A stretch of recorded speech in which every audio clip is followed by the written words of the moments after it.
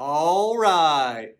Pastor Jeremy here, children's pastor with First Baptist Church of the Islands, and welcome to Thursday's 5 for 5. Today, I want to read to you from Galatians chapter 6, verses 7 through 9, and then I want to tell you a little bit about my backyard. Check it out. Paul writes, "Don't be misled. You cannot mock the justice of God. You will always harvest what you plant. Those who live only to satisfy their own sinful nature will harvest decay and death from that sinful nature. But those who live to please the Spirit will harvest everlasting life from the Spirit. So let's not get tired of doing what is good. At just the right time, we will reap a harvest of blessing if we don't give up."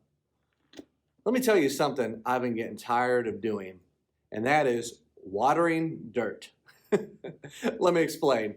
So we've had some issues with our lawn, with our grass, and a while back I planted some ryegrass in the front yard and the backyard. It took in the front yard, but the backyard, we've got no grass. Check this out. I mean, it's just a lot of dirt and some weeds. And I planted grass again. In fact, I have even hired a company to help me grow the grass, and I'm not getting any results. And so for the past 4 weeks, I've just been watering dirt. And you know, water costs money. So I'm just sitting there watching money get poured out onto the dirt, and I'm not seeing anything. Everything I'm reading is that you should see grass either 7 days after you plant it, maybe up to 21 days. This has been past that. We're going on a month, and I'm not seeing anything. And I'm even telling my wife, Amber, you know what? I'm just going to give up. I'm looking at alternatives. What can I do? Can I put rocks in the backyard? Can I put pine straw in the backyard?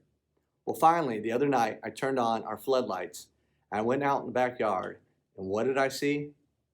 Grass. That's right. I started seeing some little blades of grass start to sprout up, and now they're growing just a little bit. And I am so excited that I didn't give up, that I kept watering that grass. Hey, let me ask you a question. Do you ever get tired of trying to do the right thing?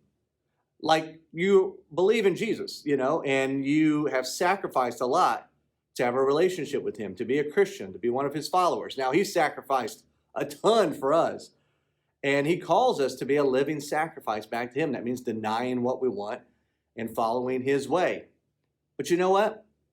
Maybe you're praying every day, you're reading the Bible every day, you're a part of a church, you're serving, you show up every week, and you're just not seeing the results you thought you would see. For instance, maybe your marriage is not any better. Maybe it's worse. Maybe your kids are not behaving any better. You thought things would get better.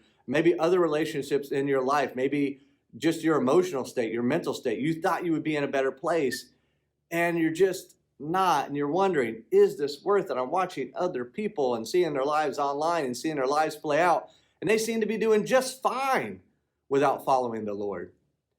Well, from this passage, what we read is this: whatever you plant, you will harvest that one day.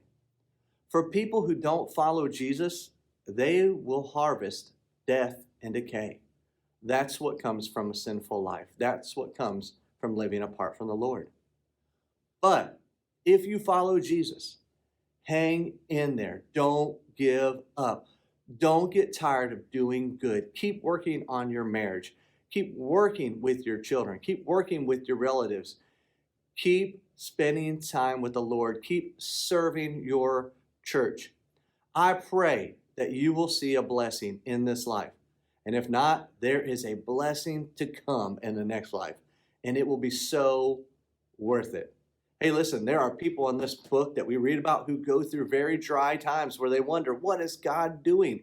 Where is he at? But God is there, waiting for just the right time to show up in a big, big way.